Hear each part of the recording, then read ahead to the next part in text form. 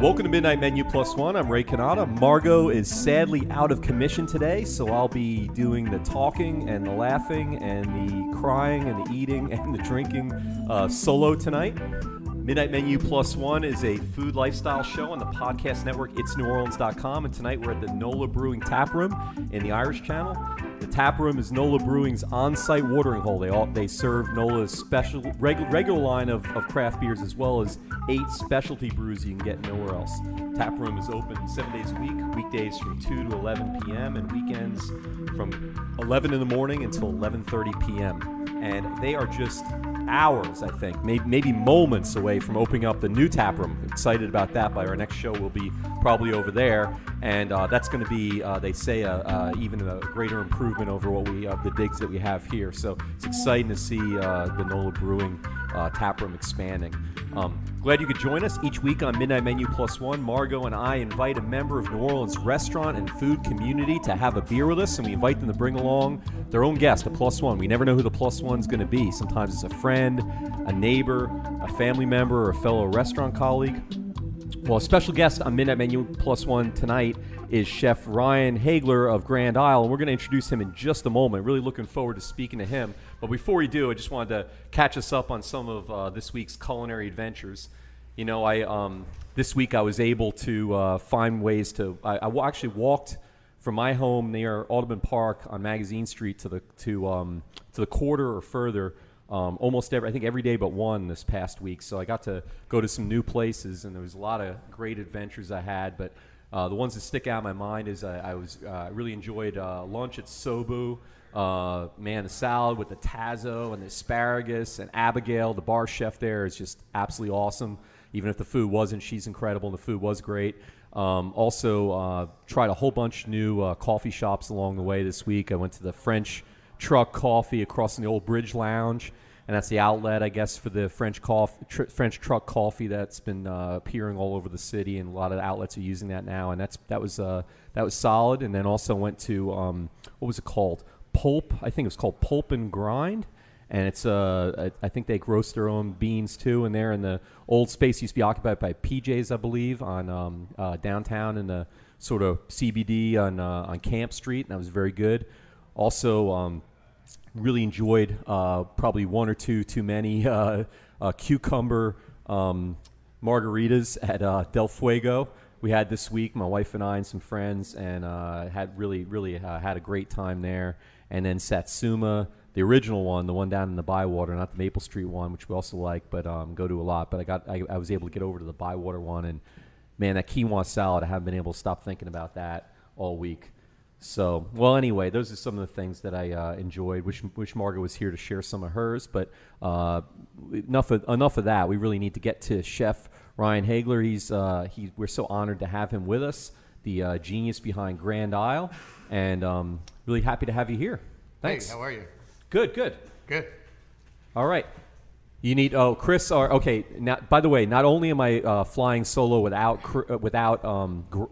Margot, but tonight also Grant, our producer's not here. In fact, the only people here, we have the most bare bone crew we can possibly have, just me and the sound engineer Chris. So this may never make it to the air if we don't if we don't do this right. But anyway, yeah. So we need to be near the mic.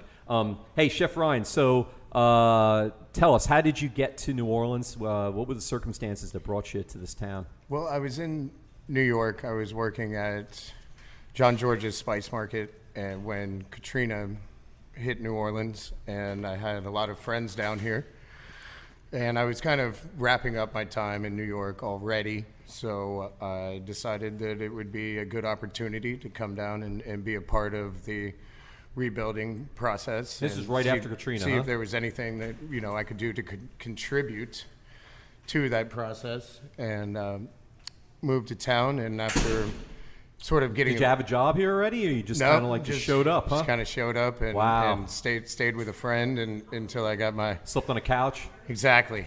And how did I know? I was like head to toe on a couch with another person, like a pull-out couch. Oh, okay, pull-out couch at least. All right. Yeah. Wow, that sounds kind of intimate. So, yeah. But, we did that for a couple months up on Cadiz Street. All right. Actually, this was on. It was back in the day. So we slept head to toe, and then after a few months of kind of getting my bearings of the city, I decided to get in with Justin DeVilliers over at La Petite Grocery. Wow. Okay, so you start right at the top. That's great. And, yeah. His wife and I have been friends for a long time. And did you all grow up together? We did in Charleston, South Carolina. Charleston, okay. So I had known her for a long time, and it just seemed like a good fit for me to get in there with Justin, and worked out really well.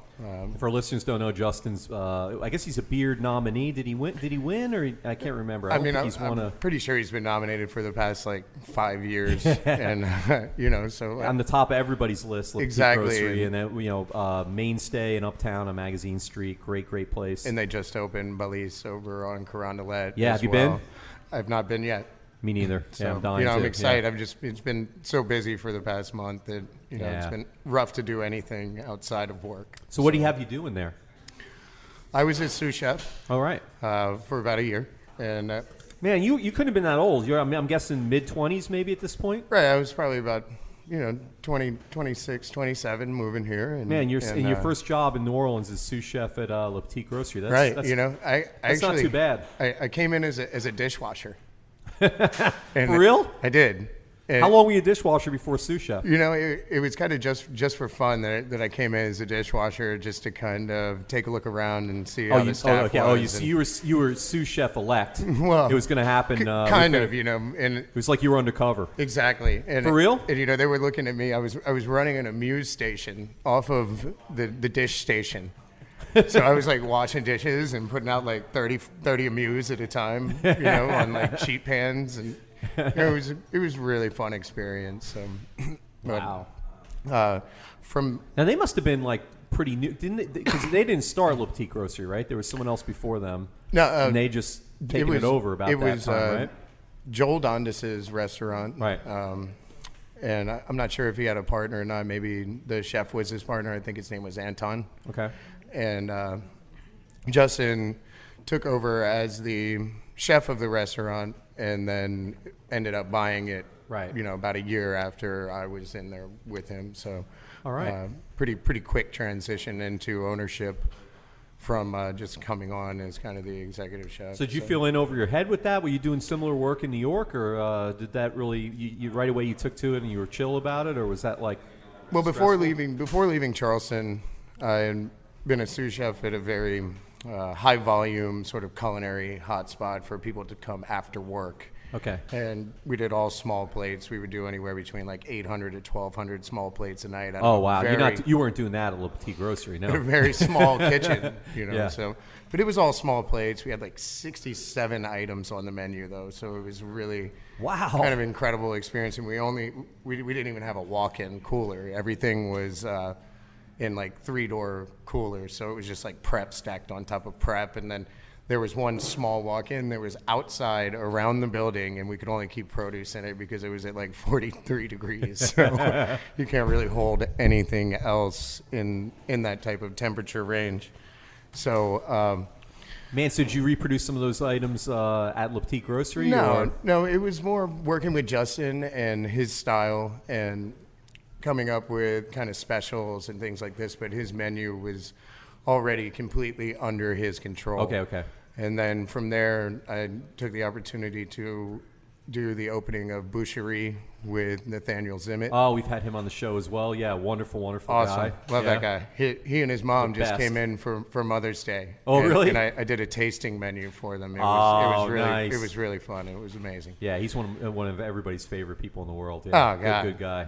Such a lovable ginger. Yeah, shot in the neck in his neighborhood in Ferret, part of Uptown. I think it was a few more places than that, but really? Yeah. Oh wow. And he was back to work like 3 days later or something. Yeah, his friend Adrian's one of my good That's a Superman friends. legend right there. But I mean, it took a while. Well, no, I mean, she's his sous chef was she's one of my good friends, and one time she said Adrian. Yeah, Adrian, exactly, Adrian Resch, and she said one time that she looked over, it was maybe a week or two after the shooting, and he's like bleeding again or whatever while he's working in the kitchen. She's like, you need to go home, if not to the hospital, at least home. I remember him coming out of the ICU.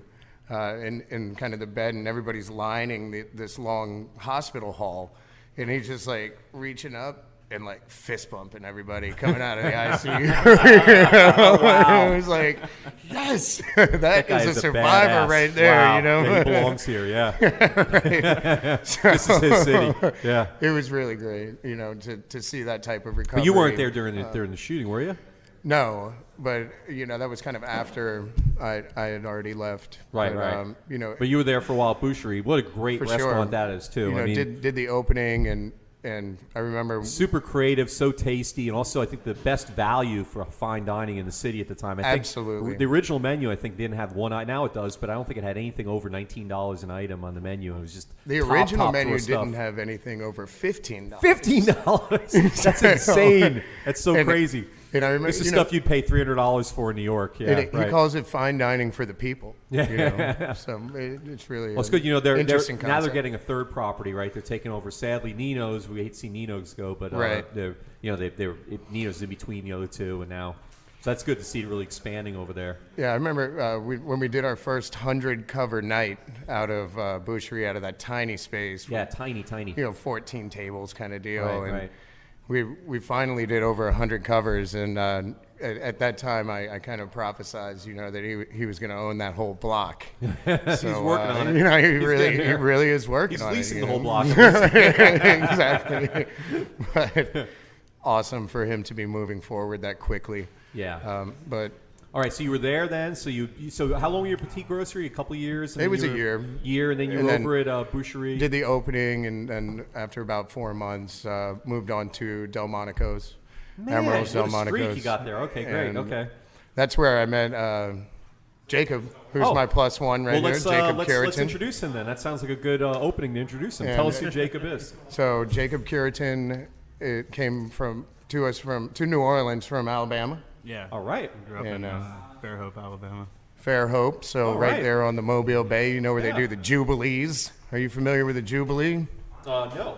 What's You're that? not familiar with the Jubilee. No, I've never been to the coast of You know, when Alabama. I don't think. when they're the perfect conditions weather-wise, and and there has to be like wind and Well, it only happens in Bay two places. places in the world. What? And Wait, describe this for me. What are you talking about? Yeah. basically the flow from the river stops at one point at the top, and the oxygen all goes away in the water, and all the fish and all the crabs and all the stingrays and like everything goes to the shore to try to And they get come some out of air. the water. And they're Wait, why almost does the oxygen go away from the water? it's in the river? flow in the river and the way the wind is blowing. It's deoxygenated And- material that comes up from the bottom and just forces everything out. What the holy hell? So wait, so this happens two places in the country? How often? Two places in the world. Two places in the world? How often? It happens, it can happen once or twice a year, and But you never know when it's happening. Is something Right. predicted? so basically the conditions can be kind of You'll right. know because all the The conditions will be right, and everybody will be watching.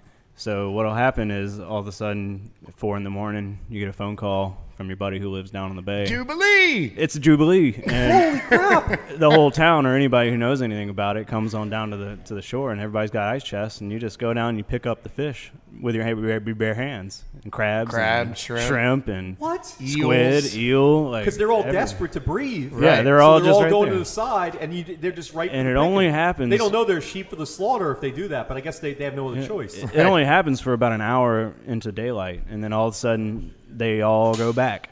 And How the hell have I never heard about And this? they This go is back amazing. in. And they say like 90% of the seafood and everything coming out would actually survive if people weren't out there just snatching it up. it actually makes its way back into the water, and everything's fine. But it's just for like an hour or 30 minutes or whatever it might be. So a predator like fish, like eating each other, are they just so desperate to suck up the air or whatever? They're just like- out. They're just So lions are lying with lambs at that point, Yeah, right? they're all just hanging out. exactly. The sharks or whatever they are, whoever they are there with the guppies, and everybody's just going, please. And then all of a sudden the humans come along and go, yes, and they scoop them all. Yeah. That's right. crazy. it's At a 4 in the time. morning? It's a time to Right. fill up your freezer. So people know this. People like the whole city like wakes up and everybody's out there. Everybody doing this. comes down there. Like how big of a swath of air? I remember are the you trying first to time. The visualize first this? time I did it was I was probably 4 years old. Does it happen? Like, does it That's years- awesome. Does somebody You're like, does somebody log this? Like, this? can you go like years without it happening, and then all of a sudden it happens 2 or 3 times? Or Yeah, I mean it happens more some years than other years, you know. Right. But And so it some usually certain happens time of about year? once a year on Is there average. a certain time of the year that's more likely to happen? Yeah, it's got to be a little bit warm. You know, Gotta be it's a little not warm. not when it's cold, but What a wacky thing. I've never heard of this. Wow. Jubilee. So how much It's a do you come Jubilee. home with? You come home with like 200 pounds of like fresh it seafood? depends on whatever how you early want. you get there. Yeah. Yeah, because I mean, if you get there and the sun's already up, you only got like 30, 40 minutes to start grabbing stuff, There and isn't then, like then it just kind of interference from disperses. Wildlife and gaming or whatever. They're not going, no, you must have a I don't permit. know. When for I this grew one." up, it was just It's like too much to everybody pay. go down there and just grab it. The cops And, are there grabbing it all too. Yeah, they are. Right. Yeah. Yeah, Out of I uniform. think they all have their ice chest out at that point. You know. That's a miracle. They must have freaked out like the Indians and stuff. Right there, I'm like, this is a sign for the gods. Yeah. Whatever. The big- wow. That's what been a- a great thing for them. I mean, I bet. Yeah, man. People must ate well for months after that. yeah, huh? this is a good Exactly. place to live. Yeah. Thank God we live in the era of the freezer and stuff too, right? Because it was like, what are you going to do with all that? Yeah. That's where the boil came from, you know. Yeah. Do it all at once. Wow. Everybody ate. Wait, so you grew up in a town like that? Why would you leave? What are you doing? Oh well, I don't know. Back in Alabama, the culinary scene it wasn't as hot when I was coming around. And you went to culinary school? I went to culinary school here in New Orleans. We moved here in 2002, Okay. and my Who's whole we? my family, The whole family? my mom and dad, we all moved here. Did Dad get a And, job here, or they just wanted No, to they be were here? all retired. My parents are pretty old. Like my dad was 40 when I was born, and my mom was 30, and they were both retired by the time we moved here. But my sister went to college here. My brother went to college here. My dad has been coming here since the 60s, and they just love it. So we ended up moving here, and I was in high school here, and it didn't really work out for me. I didn't like the high school I was in, and Where'd you go to high school? De La Salle. Oh, you didn't like it? Didn't like it. No, didn't work out for me. So I ended up dropping out, and then I went to culinary school when I was 16. And it was a block from my house, so I got to walk to school every morning. And Oh, nice. So after that, I just kind of. How long was that program? 2 years. 2 years. Okay. So you And then- graduated that by the time you would have graduated high school, a little bit after, maybe. It's kind of a funny story. So when I finished Everything the school, a funny story on the radio. I can tell. Yeah. when I finished the school part of culinary school, Katrina happened. I moved back to Alabama. Oh, when wow. I was living in Orange Beach, and it was my grandmother's old house. Before she'd passed away, she left it with my mom. So I was living at the beach house, and I was like, man, I really don't want to work right now. I'm only 17. So I decided to go back to high school and finish my 2 years. And I went back to high school. You're like 21 Jump Street. I went back to high school and finished my externship for school at the same time, and I got my associate's degree while I was still in my junior year. Junior year high school? Uh-huh. So after that, tried regular college out, and it didn't work out too much, and I actually went back to culinary school at the CIA in New York. Oh, you did? Okay. Is that where you guys met, or no? After I At graduated, Delmonico's. my first job out of school, I moved right back to New Orleans. I did my externship at Stella, and then Wow, man. I really wanted to come back to New Orleans because this is like my favorite city in the world. How hard was it to get the internship at Stella? That must have been a prime spot for people. That, I mean, people Back must have then, been dying for that. especially, Yeah, for sure. Stella was Yeah, so it was good. 2008. Stella was so good. Right. Yeah. It was ridiculous. It was one of the hardest places I've ever worked, but I learned a lot, and I learned how to move fast and be really tight and fast at the Finesse. same time. Were you there when Nicolas Cage like flipped out and broke the window? I was there. No, That's that was, about that the was time. before. That was before I was there. That was right after it happened. I heard all about it. Oh, though. you got in right after It was that. all Okay. about a bottle of wine. It was over a bottle of wine? It was over a bottle He didn't of wine. like it? Well, he said, "Give me the most expensive thing on the menu," and he didn't you realize guys that was pay for it? $14,000. So he flipped out. His hair went fring. There's a reason why he was doing like the Left Behind remake and stuff. You know, that guy was trying to, yeah. He bought some strange stuff, didn't he? He bought like some voodoo, like monkey things. I'm and sure whatever. there's He a was lot of always things buying he bought artifacts. when he yeah. didn't He had like remember. 3 houses Yeah, in right. the same city. It Right, was right. Like the Lori mansion he had for Forgot a while. about and it, stuff. Yeah, you right. Well, anyway, so he flipped out and broke a window, and then he had to pay for the $14,000 and the window, right? Yeah, Yeah. both. I just remember Stella's official line was like, "Nothing happened. It was okay," or whatever like that. But everybody else, was Right, like, everybody else was telling like the newspaper, like, "No, it was a thing. It was a thing." Yeah. Wow. You got to hear the legends about that right after. Okay, so you're at Stella, So- and you're interning there. Yeah, and then went back to New York and finished school, and then I came back and I started working at Delmonico. So you didn't want to stay in New York. You definitely wanted to be back here, huh? Yeah, I did. Cool. I don't know. New Orleans has had a pull on me for a long time. Yeah, amen. And I've Yeah, left. it's I've too left. cold. I've left Yeah. 3 times, and I've come back. That's why I left. I couldn't Every stand single the cold. I time. loved it. Yeah. Couldn't stand the cold. Yeah, I mean, I grew up in New York and all that, and this place is once this place gets under your skin, every place else looks pretty bland. Hey, you know, including I New mean, York. I say it either embraces you and it won't let you leave, Right, or right. it's going to chew you up and spit you out Kill like you. real quick. You know, If you make it through the first year or two, you dive in deep and you make it through the first year or two. Right. Yeah, you're made for this place. Just stay here for life. Don't try to go somewhere else. You could be at war with yourself. there's going to if be you too do. many rules wherever else you go. Amen. Yes. Yeah, I got a South Carolina story about that, but I'll tell you off the air. It's too long. Yeah, I heard that. Yeah. I was in another city in South Carolina, not Charleston, which I consider a pretty interesting place, but another sure. one that's about the same size. And man, they don't let you drink standing up in the whole city. You have to be seated. That's just weird. Yeah, that's a lot. I mean, it's like a municipal thing. And it was Sounds like a crazy blue law that was from that weird stuff. And then all the bars had to be kind of closed by one. Baptist You can't law keep from the You can't keep an ice cream 1700s. cone in your back pocket. It's illegal. Well, New Orleans used to have no rules. We're getting some lately. But it used Yeah. to be kind of, that was. They're that was fighting one it, of the but things. who knows? We'll see if it sticks. Yeah. But, All right, so then you guys met at At Delmonico. Delmonico. So you went to Delmonico. Delmonico next, and that's where you met. And And this- what were you doing there? You were like an intern? So you were I just came on and line chef? Or when I lived in Alabama, I was running a restaurant as a head chef. But I mean, restaurants in Alabama aren't the same as they are here. Right. And so I went back and just By restaurant, you mean a Church's Chicken? Or No, I'm just kidding. no. But I came here and I just wanted to get a Chuckle House. get a good job at a well-known restaurant, and I got the saute position at Delmonico. Man, that must have been that's got to be hard. Now, was there a tryout for that? Did they have you like cooking? I did. I came in and staged one night, and then they offered me a job, and I came in and started the next day. Wow. And it was such an amazing team at Delmonico's back then. There was, Oh yeah, they're so you know, professional. but my Spencer favorite Minch team. as chef de cuisine, Wow. who is just a punk rock, the hardest chef of chefs. You know what I mean? And it's like the word is law, and I need it now, and how long? Even how long you You better have a minute. How long? How many I mean, seconds it's going to how take? long?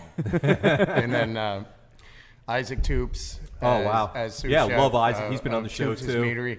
He would Yeah. wear this belt.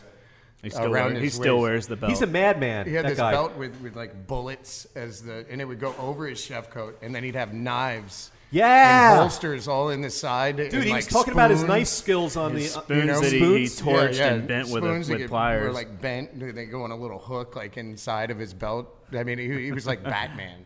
He was like Batman. At the kitchen. Seriously. Oh And man, on our show, he was doing some knife tricks, and that was the only time I think I've been scared on the show because he was flipping around this knife millimeters from my nose. That's you know? awesome. And I yeah, think was he's like, done that do for you- me. Yeah. Do you know what his nickname is? Tomahawk. Ah, nice. Okay. They like Wow. to throw axes Yeah. at the restaurant. He's got like he's got an area for that. At He's his new destroyed his restaurant. fence in his backyard more than once. cra- And that's he'll, one he'll, crazy he'll, he'll Cajun, just that keep guy, fixing yeah. the He same is, spot. he is. Yeah. Wow. And David Barbeau, who is Wow. now What an Isaac's all-star team, chef yeah. de cuisine. Yeah. With Isaac. Yeah, he, Anthony Scanio, who is now the chef de cuisine of Yeah, Delmonico's. amazing chef. Oh wow. we had him on the show too. Yeah. Josh Good guy. Wilkins, Really good guy.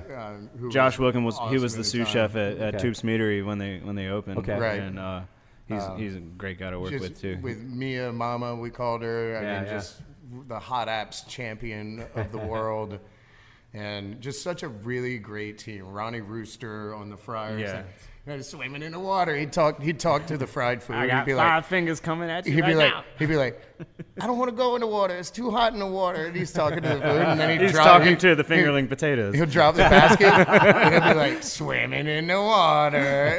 It's not water at all. Wow. But, So what Spencer do about that is like, hey, shut up and no, go. no, it was great. Oh, I mean, wait. everybody, it was like really a comic relief for the Cool. entire situation. Did you know, you that- see Emerald there much? Everybody says he's not around too much, huh? Well, I mean, we'd see Once him every month or sometimes. two. Yeah, Okay. and he'd come in with like Mario Batali and having dinner Right, right. upstairs. And, we'd But have he- to like roll him out the door. He'd walk in the kitchen, but like when you work at Emerald's, you have to be there a year before he will acknowledge you. Right. He'll Right. give you a nod.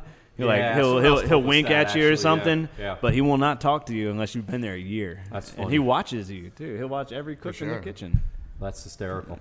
I didn't stay there a year, so he never talked to me. He never talked You to know, you. he's always got something to say walking past every station. He's like, more sauce on that. It's all about the sauce. You got to put the sauce on it. So it's a really awesome situation. But just having that type of crew in one place at one time. I mean, it was kind of just like the perfect storm. So this is about 2008? 2009. 2009. Okay. Yeah. So then what happened after that then? So you guys worked there together for like a year or something, less than a year? Well, I was there for 6 months, and then Okay. Isaac Toops took a job and took the executive chef position of Cuvée Oh, right. back on Magazine Street. Yeah. And I was looking to kind of move up in the ranks, and the position that I wanted got filled by another Emeralds person who'd been there for a whole lot longer, who obviously deserved Very it. competitive, I'm So- sure. Yeah. Absolutely. I went over to help Isaac out, and I became his sous chef at Cuvée.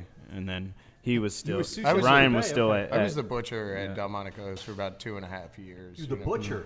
Really, Man. back then, That's a crazy I mean, job, back in too, at 09, it was Delmonico. like kind of before the Yeah. whole charcuterie boom, and Yeah. you know, people were just getting Which into Toops, it. by the way, had a big Right, role to and, play in and that, we yeah. had one of the most diverse programs in the city. You could come and get a charcuterie board with like 20 things on it. Wow. Which was kind of unheard of. Unheard of. and back they're then. all and- they're all done really well too. Exactly, and they were all done very And well. it was all done in-house, too. Huh? And then It all was the dry done- aging. I mean, we would have Ryan had a over- big hand in that. We would have over 2,000 pounds of New York strips and ribeyes dry aging in the cooler, which is on the 3rd floor. A lot of So fun. that's a ton. That's a ton. You know, you got to carry it up the stairs. Mondays were not fun. and then bring as a bring butcher. everything back down, kind of like You went one through piece at a 2,000 pounds time. a week? How often? You know, that was kind of like a jazz fest par. You know what I mean? But also, like in that cooler, you got 2,000 pounds of meat. But sitting everything's there, aging. and everything's aging. So when you get your whole new shipment in, you have to rotate all the meat in the You entire have to touch cooler. every piece of everything. And I mean, I was so interesting. strong leaving that place. It was not even funny because not only are you on a stairmaster. You're like Rocky. Oh, he's that, sitting there with like 100 pounds on a sheet pan Right. above his head, running up the stairs. And like you're on, not only are you on the Get some stairmaster every deltoids day, from that, yeah. but you know then you 'Cause- have to handle every piece of meat like individually. You know, and they're 15 to 20 pound loins of meat that you're just like throwing constantly every day. Man, so is there any way you can screw up the meat that way? Can you Ah, drop it? nah, Nah, I mean, you drop it and you just pick You're it not up again. dropping it. Yeah. You're not dropping it. It's too expensive. You're not telling anybody if you And drop after it, you've yeah. cared for it for 21 days or however Yeah, long yeah. you're going to age it, Right. you're really not dropping it at that point. That's like your baby. Wow. You know, you don't drop the baby. Okay. Well, I drop mine once in a while. That's why he hates me to this day. But That's a whole nother story. that's another story, though. This isn't about me. Wow. Okay. So then from there, man, both of you have like a flawless. No duds in this unless you're leaving something out. Okay. So then where'd you go from and there? then from Delmonico's, I came across the Restaurant Revolution. Oh yeah, opening. another one. Wow, and what a variety too in this and, list. Okay. You know, just Now, why are you moving had so it- much? I had to Are you do that. restless, or I you mean- want a different? You I mean, want but to do it's like different 2 things? Or? year, you know, a year here and an opening there, and then All you right. know, I did 2.5 years All right. again at I moved at here about the Revolution, same so- month you did. It sounds like, and I'm on the same job.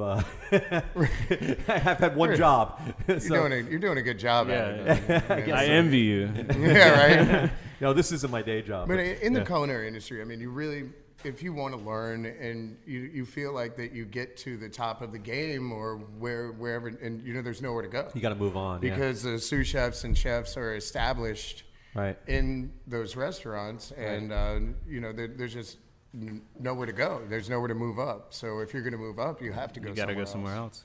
Yeah, but it's interesting So- because you were at some places, I mean, established places like Delmonico, but then also your places that were new too, right? So you kind of were gambling on that. They could have been duds, but I guess you had For sure. confidence in the team. But I Well, mean, with when- Revolution, you could. Right, I mean, it's there's like not Chef really. Fultz and Rick Tremonto Yeah, are right. heading a team. It's like, And the only I think I can. the only jump on reason you that. left there was a good reason. Exactly, Too. I mean, you and- couldn't pass up. And you know, the reason- doing the opening of Revolution, it was insane. I mean, we did 6 months of research and development in Chef Fultz's test kitchen in Donaldsonville near his plant. And, you Yeah, know, okay. he does all the food manufacturing out there. He's like Willy Wonka. I don't know if you realize that.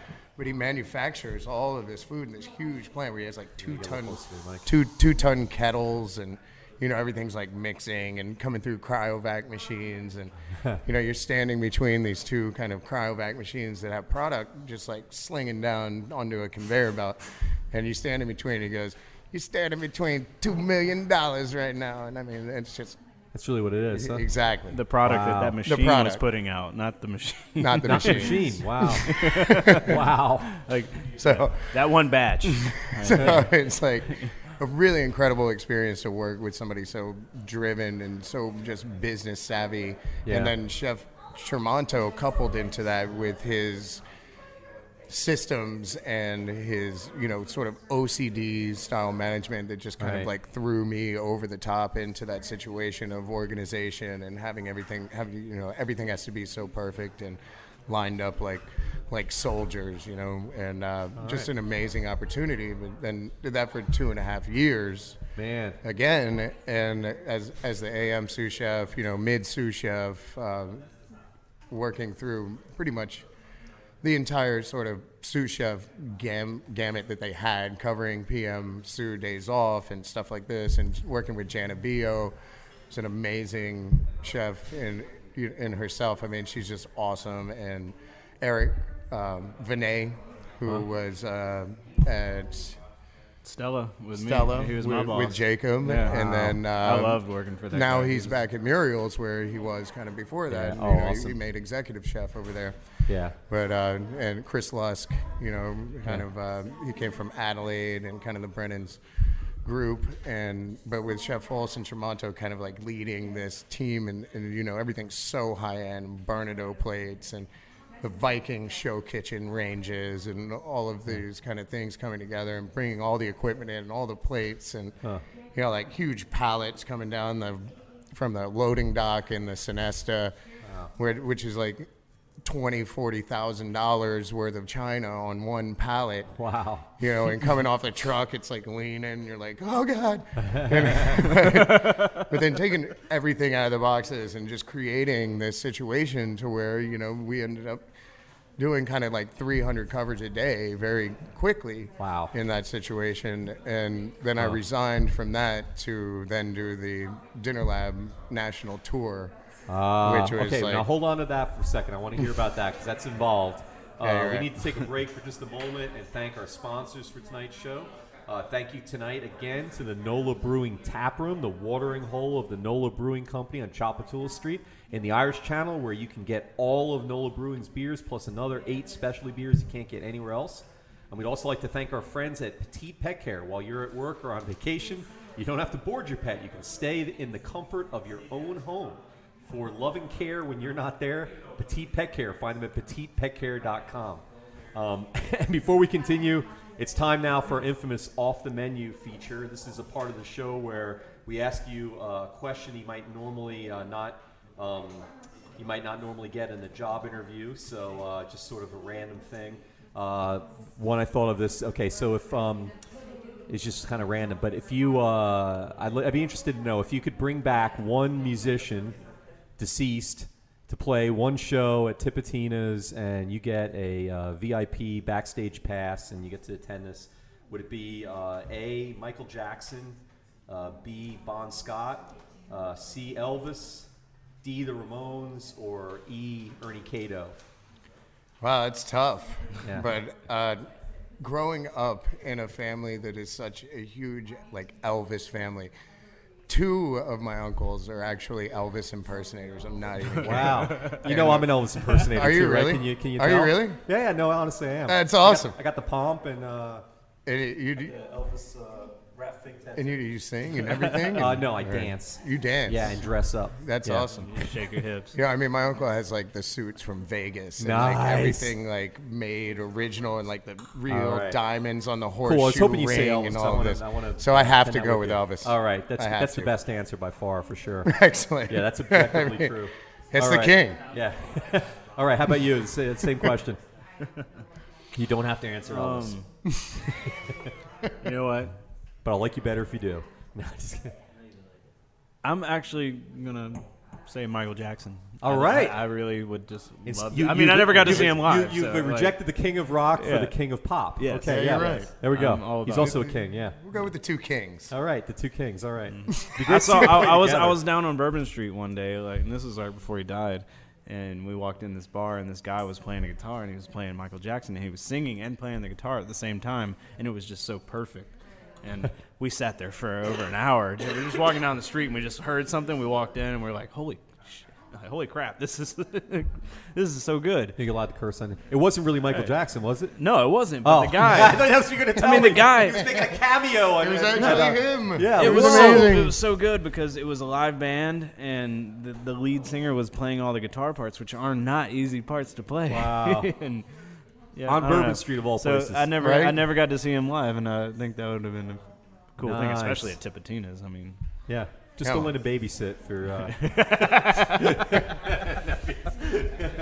All right. Copy Well, that. thank you. That's very helpful. I appreciate that. Okay, so let's get back to the dinner lab. This is okay. So this is an amazing thing that happened to you. So this was a company that started here in New Orleans Right. a couple years ago, and it was kind of like 5 guys in a truck.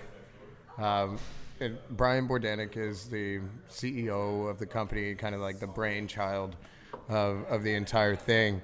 And he brought on Paco Robert, who was the opening chef of Alinea, I believe. Yeah, in Chicago. With Grant Atkins.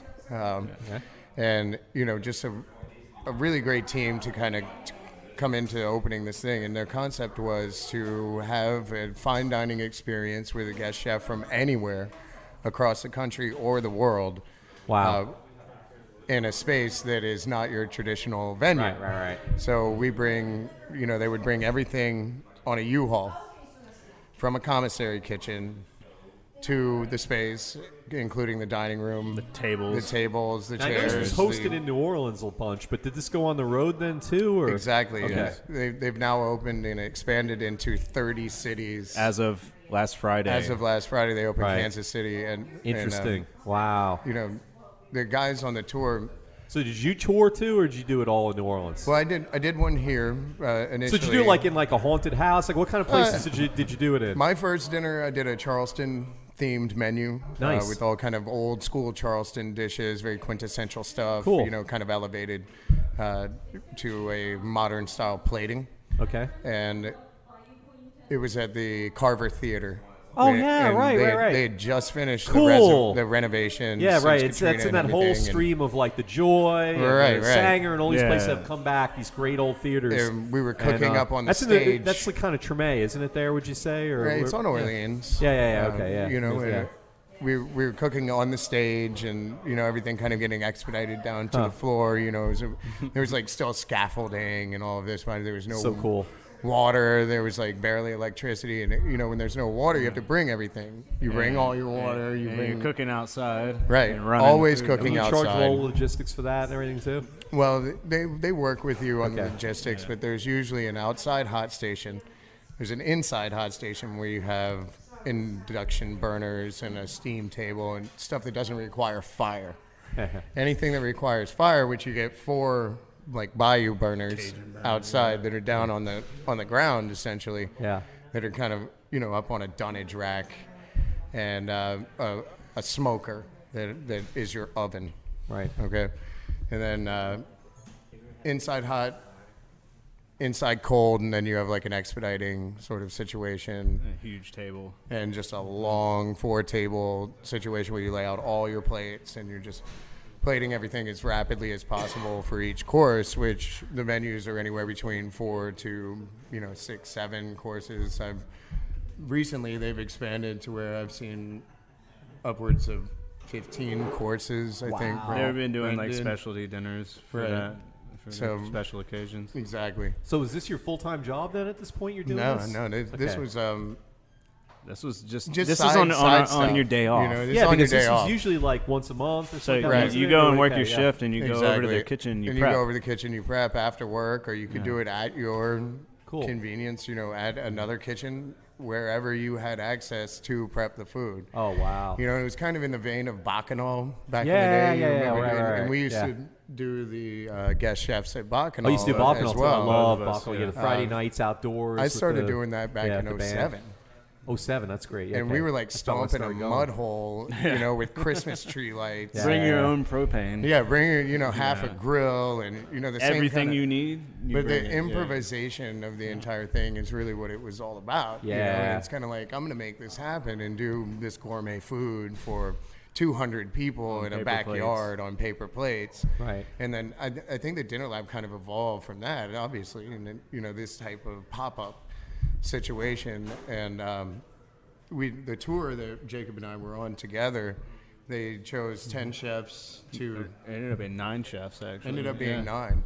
There are 9 chefs all around the country. Some from New York, some from Seattle. The 2 were New Orleans, San y'all, Francisco. huh? We had a guy from LA, Right. and the 2 from New Orleans. We were the 2 from New Orleans. Chicago, Daniel Espinosa. Wow. From Chicago. So how long did you do Amazing. the tour? It was 3 months. It's 3 I didn't What come kind of home places for did 3 you go to? months. I mean, though everybody on the tour, you were. We all only- stopped in different places at different times, so we were all rotating around the country at the Oh, same interesting. time. Okay, so if you were, say, in So- Tucson or whatever, you might. I don't know if you ever went to Tucson. like, no, you didn't go to Tucson. I did you? was But you're there in- by yourself. I was in Ah. Austin, and he was in San Francisco. Okay, Right. but then, Yeah. oh, I see. Oh, so you stayed there. No, Right. you were there for a week. Oh, One that's right. week. Okay, then you left, and then somebody came behind And you. you just Exactly. So Tucson Exactly. got to get 9 different, Right. or whatever it was, 7 Yeah. different So variations on I it. huh? started in San Francisco and did Chicago, New York, DC, Miami, Atlanta, Nashville, New Orleans, Austin, and then finish up in LA. Wow.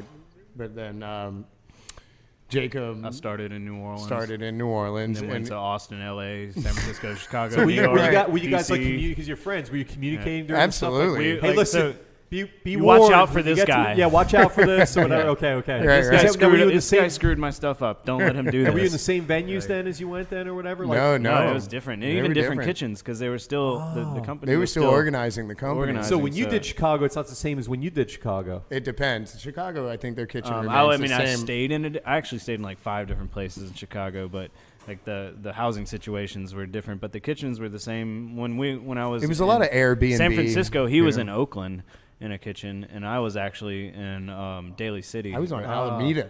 Yeah. Alameda Island. It was like an so old Wendy's, like way out on Alameda Island, like at the Navy Is base. it California?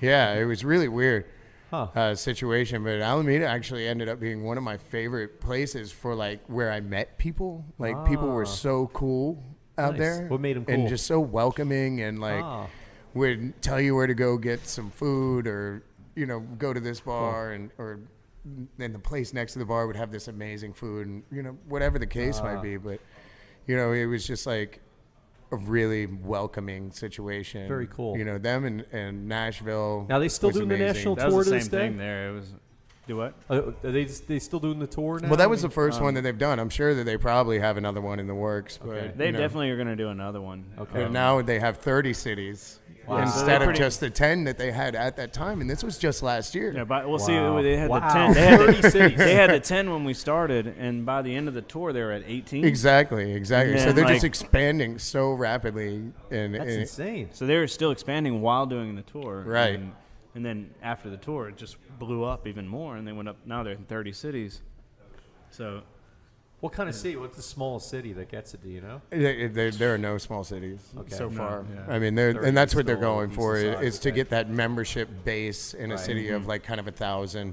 Okay. And then move on from Well, I there. can't believe how fast time is. We're running Well, out rapidly here. So and then gotta we get ended to- up at Grand Isle. Yeah, let's talk about Grand Isle because I want to ask So- things besides just food questions. Right, you're right. Margot's going to kill me because Margot usually, when she's here, she asks you about your girlfriend and your family and all this kind of. I didn't ask any of that stuff. We were just only been talking about food. So we got to get to some of that at the end too. But tell me about Grand Isle. Well, my girlfriend is Summer Beach, and she, she's a baker at Gracious Bakery, which is amazing. They just expanded as well to a commissary bakery. Oh, we had the but- original owner of I think it's a couple, right? That are the owners Yep, of Gracious Megan. Bakery. Yeah, we had them on the show probably about 2 or 3 years ago when Awesome. we first started out. They were really nice folks. Yeah. But, so your girlfriend's a baker there. She is, and All right. that's at 4 a.m. kind of gig. Oh, But, that's hard. We've had yeah. other couples too that like that where you're working restaurant business in 2 different places. And you Right. both have crazy hours. And I cover to get them to openings. sync. Do you ever see each other at all? No. And I cover openings. I cover So is she really your closings. girlfriend? Yeah, hell yeah. More than on paper? But, you know, then ending up at Grand Isle. I mean, back to Grand Isle. Yeah. It was. That's it. We get 45-second of girlfriend. Margot's shaking her head. Yeah. It was. I did that for her. I did that for you, Margot. Okay. But Grand Isle was kind of in the process of renovating, updating, bringing a new patio aspect on Lafayette Street, and they're on on the walking street promenade of Fulton. Right. So, you know, really kind of brick promenade, beautiful area. Right by Harrah's. It's a kind of a Harrah's situation. They kind of renovated that entire area. But Grand Isle is privately owned by Jeff Hoff and Joel Dondas, who, you know, Jeff Hoff is the managing partner, and Joel Dondas, you know, everybody kind of knows from Joel's Catering, and he has Sucre, which is a very prominent dessert just opened a space in new the place city. too now, and the quarters like in we were there, saying before, he used to have La Petite, and sold that to Justin. But so I've kind of come full circle with that sort of ownership situation, because Joel was the owner of La Petite, which was the first restaurant that I really worked in the city. So Grand Isle has gone through an amazing renovation. It's and that's really beautiful seafood inside. Based. Absolutely seafood centric which is menu. different than you've not talked about seafood much. I mean, I have like 4 meat items on the menu. Wow. But growing up in Charleston, I mean, I've got like a full sleeve of seafood tattoos, including a shrimp boat. Yeah, is that, that kind of grew up. And some, It is a shrimp boat. They that call looks it like some Elvis Lighting. they call that a trawler. Nice. Okay. And Nice. these outriggers go down, and the nets come out from there and scoop everything up. And I mean, it's kind of the similar situation for Jacob being on the coast of the Bay. I mean, it's like, I grew up on Do you guys Cotton. have the same tattoo almost? Well, oh we my have the gosh, same it's pretty artist. close. The same artist. I was going to say, those look really, really similar. I know. And it's the same artist, but they are actually very completely different. But people say that same thing every now and same then. arm too. Yeah, it's funny. Yeah, you're right. Yeah. But All right, so you developed a whole seafood menu. It's got to be a lot of new skills involved in that. right, and really the issue has been training staff and trying to get these guys to be more technique oriented, more organized, more aware of the situation, sort of constantly, that situational awareness that people kind of lack in the kitchen right now. And the there- whole there's- like there's it's just not a- my job thing. Right, and there's like a you vacuum. want everybody to become a team and realize that we're putting out great and if food, one of us even if it's sucks, we not- all suck. Yeah, Even if it's not what? even if it's not like the food that comes out at Stella, Right. the food that we put out is done really well and it's thought through. And Now, how's it different from Stella? You mean just less? Well, I mean, there's less we don't have any molecular foam. We don't have any gastronomy. foam on anything. I mean, like, Yeah. I'm not sticking my fingers into liquid nitrogen. yeah. And Yeah, forming like- something for like where the skin's peeling So it off stands your hand up, at the end stands of up on the plate. You know, but I mean, it's real food, but it's presented in an elevated fashion. definitely. And you know, we do everything from whole fried fish. We have a beautiful oyster bar, all marble. We're doing crudos now, and just kind of revamping the menu and sort of coming into just a fresh look on the entire situation. And but right now, I mean, there's just such a vacuum for labor in the city. You know, it's like all of the hardcore line cooks that we came up with, you know, where, I mean, I always say that, you know, there's no shortage of labor. Is that what you're saying? Absolutely. And The turnover rate's just Now, insane not in the front of the, but in the kitchen. it depends. I mean, really? you know, Okay. it's sort of because there's so many places opening. Oh, I mean, we've had right. 15 places open in the past 3 months. Wow. And then there's another 15 slated to open in the 15 next. significant places. Exactly. Yeah, never exactly. mind lots and lots Yeah, of and there's them. always Right. a sous chef position, so your Right. best line cook is going to that position. Exactly. So if you're a listener who around the country and you're a talented, aspiring Come- sous chef, come on come down. to New Orleans. Yeah. Grand Isle may have Seriously. a position for you. I've got a position for at least Right 4 now. people Yeah. right now. All So right. That could be a show, by the way. We could actually have an audition on the show. Exactly. That would be a new way that of would be doing awesome. We That can would do be that pretty next cool. time. Let's do it. Yeah. But And have one of them be a fake, too, and just see how they do. trying to introduce new technique and Right. new organizational systems and Right. holding people accountable for what they do Right. and eliminating the excuse factor to what people do throughout their day. I mean, there's just no excuses anymore, and you're held accountable for it. And there's somebody that's going to be coming at you saying, why is this wrong? Which they've never really had before. At Grand Isle. Exactly. Yeah. Because, you're signing off on a prep sheet. You're putting your initials on it. And I go through like probably 1,000 lines of inventory every single morning. Wow. And I go through everything, and I see everything in the restaurant. But Now, sometimes it's just did you so say much. what your position is at Grand Isle currently? He's the AM sushi. I'm the Yeah, you said that earlier, didn't you, or not? I couldn't No, remember. Okay, I don't wasn't think sure so. if that was in our conversation. Okay. Yeah. So okay. anyways, So, I go through right. this thing and like. So this ambition is to really take it up a notch from what Grand Isle was. Is what So you're like saying. Exactly. Friday. So if you're someone who ate at Grand Isle 4 years ago, you want to come back because it's going to be a different sort of restaurant. Than That's it was correct. 4 years ago. Okay, that's we want to make that point real clear. Okay. And the accountability thing is right there. Like Friday, I went through my whole prep list and I marked 0 on the amount of sardines we had. But there were so many things going on in my head that And being new at the position. I forgot to mention that to Ryan. And then he called me at dinner service and he's like, "You didn't tell me anything like, about." where- And I'm like, "Where's my and I was sardines?" like, "Of course I didn't tell you." I was like, I did write 0. And I'm sorry I didn't tell you. And so But I I'm was able to totally look back accountable for and that. see where he put the 0 on the list, Yeah. and then I'm on my way to go buy sardines somewhere. So of course I'm calling him saying, "Why am I buying sardines right now?" Yeah, and I'm like, And he's like, "Oh, I don't know, pretzels everywhere." Oh man, yeah, we just sprayed pretzels everywhere. Wow, that could tell that came from the heart. it did. I mean, it hit me too. I was But like, it- I totally was like, yeah, I totally put 0. But it's I that can't type of believe I didn't say accountability anything. that people aren't used to, and they're Right. used to having an excuse, and saying, "I don't know why." Oh, I didn't see him. or No, I didn't see him. Right. But of course I did. I put a 0, and I'm not gonna lie about it because I put the damn 0 on. and of course I signed, or a line cook saying I signed off on that. And if it's wrong, then I can go back and say, Are sardines something that's essential to the menu? You need a lot you of know, sardines? it's like a dip. Yeah, okay. It's a little fun, kind of playful. It comes in a little jar, and I mean, we some don't crackers. We don't sell as many of those as we sell as fried crawfish. But Yeah. I mean, but it's still an important one of thing. those You plates. gotta have it. You If gotta somebody have orders it it, on you the gotta menu. have it. Yeah. and it has a really nice little kind of Steens cane syrup vinaigrette that Yeah, we it was- mix in there It with was some like the crunchy first thing celery that I and ordered when I shallots and- came in. Really? Okay. I was You know, all it's about different, that. and it's campy. And it's like when I'm at the fish camp on the Chapapila Creek, out there, sitting there throwing some worms around trying to catch a catfish, I'm eating a can of sardines with hot sauce. And so we did I do like a dehydrated. Man, you eat them out of the can? Oh yeah. I haven't done that since I was little. Is Yeah. that good? Oh man. And a little. And our recipe is you just open the can up, and we have our Steens cane vinaigrette, and And you just mix it up. You kind of chop it up. You got your little Wait, so you're crunchies in using there. the canned ones too, Oh huh? man, that's Yeah, right. Okay, that's right. Of course. Yeah, you're doing better prep than my grandmother did, though. But this is, My grandmother just put them on a paper Oh, plate. we put it one in of- a nice little jar. it's We one of put our a little campy hot aspects sauce, to crispies on top.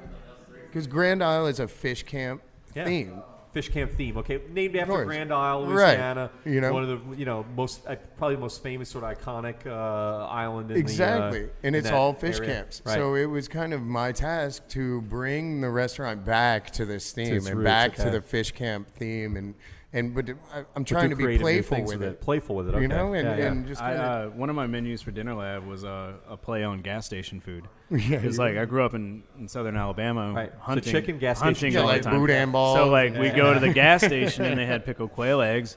And Yes. they've got all these sausages and stuff like that. And I'm like, I want to do Like Vienna I wanna- sausages? Yeah, Vienna sausage, of course. Man, yeah. you're grossing me out. that's awesome though. Yeah, pop them in the to- microwave. to have that. But anyways, do that well, yeah. I did some fancy food that was inspired by Vienna sausages. or pickled quail eggs. Pickled quail eggs, yeah. And Wow. and it was a big hit. I Because bet, yeah. it's nostalgic, Yeah. You grew up riding around in the car with your parents, and you stop at the It gas was station. nostalgic if you're from the and- Gulf, and it was Well, yeah. exotic Right. for anybody else. 'Cause Yeah, they you're go, right. What the hell is that? Like, what is a pickle? quail egg? Pickle? What now? It's so small. That's really cool. So what's your favorite sort of new item that you've added to the menu at Grand Isle recently? Oh my gosh, we're getting signaled. Grant usually would be throwing a fit right now. He's Oh, yeah? not here. He's telling me that we're over time. But Chris is a little more polite and subtle about it, but he's You making know, a motion. there- so. there's one of the items is the sauce for the item, and we use a domestic calamari, which is better than kind of a Chinese or whatever that you're going to find out there. But the sauce on this thing, we call it a crack sauce in the kitchen because it's like once you have some, you dream about it and you just like want to go back to it. And it's just a fried calamari with this sauce on there. What's the sauce like? Is it just tomato sauce? It's like a sesame vinaigrette, and it's kind of my throwback to the sort of Vietnamese and Filipino fishing villages of the East. Yeah. You know, and you get the tentacles and the tubes in there, and this little sauce on there that's just incredible. But I mean, like the sardine dip. We do whole fried fish. We're doing That's boils. my favorite, by the boils way. every day. What is The whole fried fish. the whole fried fish? I mean, if it's a snapper. Oh, nice. And boils every day, which Yeah, a lot of bones in people. that and stuff too. Yeah, it's a whole fish. You gotta watch for the bones. It's only Well, but we score it Okay. to where you can just kind of pop it off the Oh, side. okay. It definitely caters to like a lot of the locals around here. Like, Yeah, you're right. Me in Alabama, when I lived in Magnolia Springs. I used to live in the author of Forrest Gump's house. And we had this, Nice, like, really? The author of Forrest Gump's house. You waited till Winston minute Groom. 58 to tell us that. That could have been a whole part of that could have been the whole show. Well, there's this restaurant called Blanche's, Oh. and they always had a whole fried flounder. And, I mean, that's what everybody got in my family. When we came in, they were pissed off because they had to cook a whole bunch of flounders. Like, if you're from the South and you grew up on a river, you want a whole fish. That's what I'm talking You're about. used to picking the meat off the bone. Yeah, you're right. you know? But just some of the more playful items, and we're just trying to use unique local ingredients Right. to really incorporate into a seafood-centric menu using all of our local seafood purveyors, which we like American Seafood, Inland. We have Dean the crawfish guy, Dean Blanchard, coming off of Grand Isle, and kind of in that sort of southern Pierre Part area.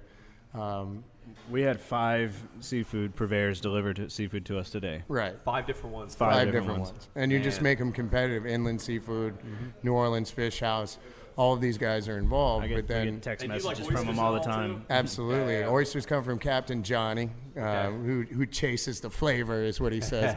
Saw him at a gas station earlier. He was talking about. But then using Covey Rise, Chapapila Farms for all of our pork products.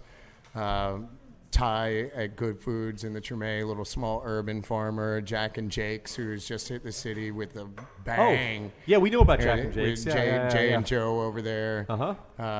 Tim Bordas at Covey Rise does an amazing job, and he's expanded them into like Jacksonville and Jackson, Mississippi, and Texas, and I mean, they're really doing a great job. But they're also bringing back regional products from all of these. Yeah, every time we places go out kind of somewhere, they across come the back with South. something good too.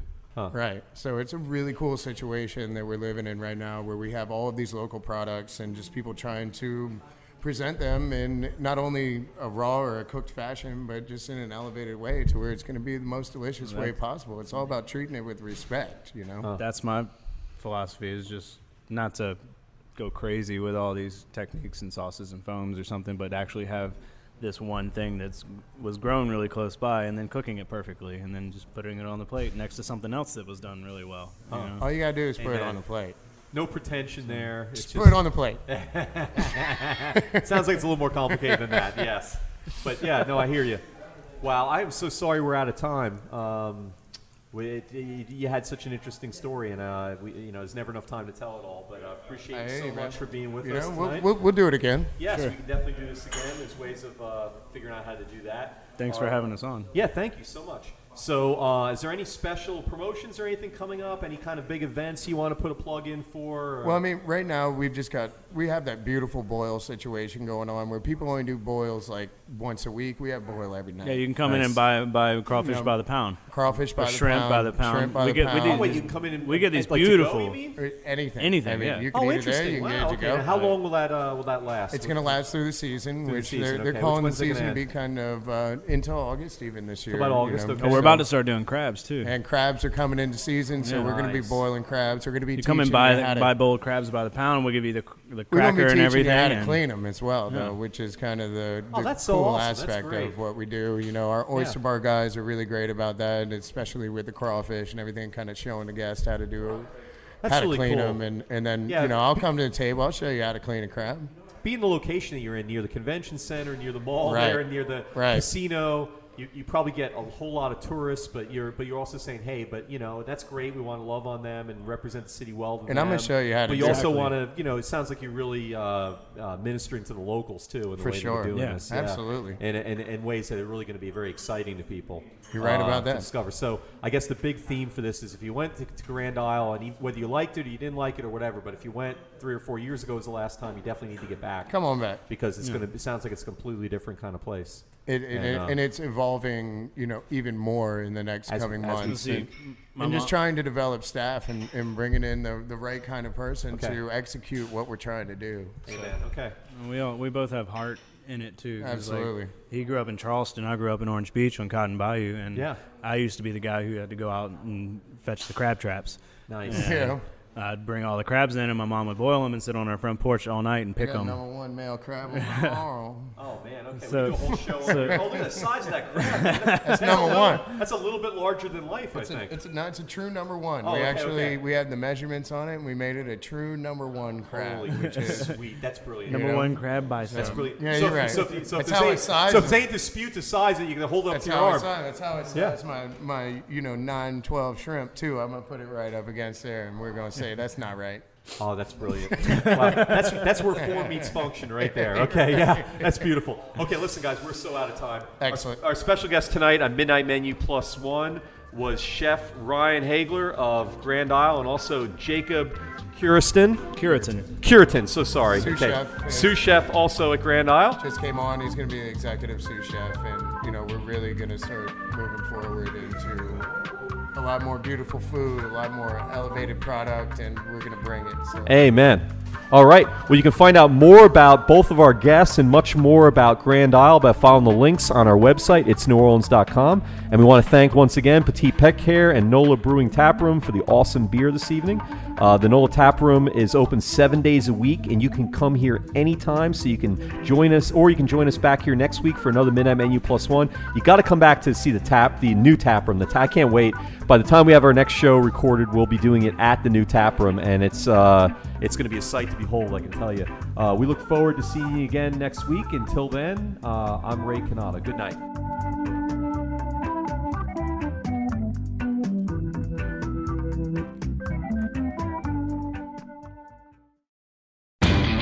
You know Labor Day signals the unofficial end of summer, but not the end of your outdoor projects. Lowe's helps you do it right and helps you save with Labor Day deals throughout the store. Shop now and get 2 bags of Stay Green potting mix for $12. And keep your lawn looking neat and trim with a Craftsman 2-cycle 17-inch gas string trimmer, now $20 off at just $119. Whatever's still on your to-do list this Labor Day, do it right for less. Start with Lowe's. Offers valid through 8/28. Soil offer excludes Alaska and Hawaii. U.S. only.